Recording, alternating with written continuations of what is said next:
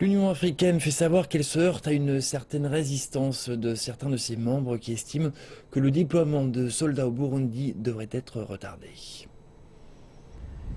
Le Conseil de paix et de sécurité de l'Union africaine avait proposé d'envoyer 5000 militaires, policiers et autres au Burundi, en dépit de l'objectif consistant à protéger les populations civiles de l'aggravation des violences.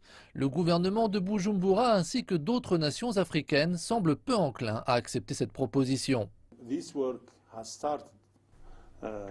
Ce travail a commencé il y a quelque temps et normalement nous le terminerons avec la Force d'Afrique de l'Est et les Nations Unies.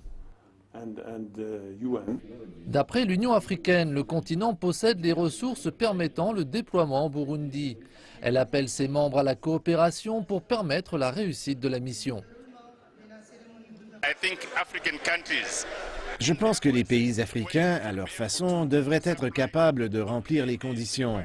Certains pourraient fournir des soldats, d'autres du personnel de santé et d'autres encore des officiers de police. Ainsi, la capacité est potentiellement présente. Il s'agit de travailler à une mission précise.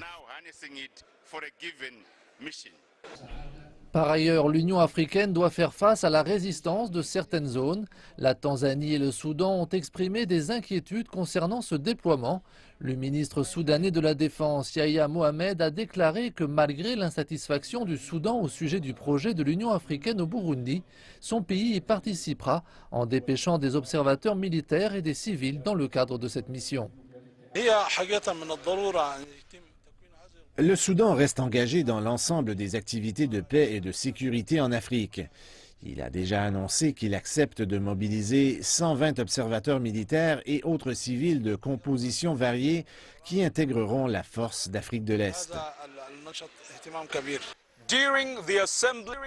Alors que l'Assemblée de l'Union à Addis Abeba aura lieu à la fin du mois, les responsables de l'Union africaine ont des difficultés à proposer un projet concret visant à soutenir le déploiement des troupes au Burundi. Lors de cette assemblée, un forum avec le président Pierre Nkurunziza ou avec ses principaux conseillers aura lieu. Il sera peut-être l'occasion d'exprimer son opposition à ce déploiement.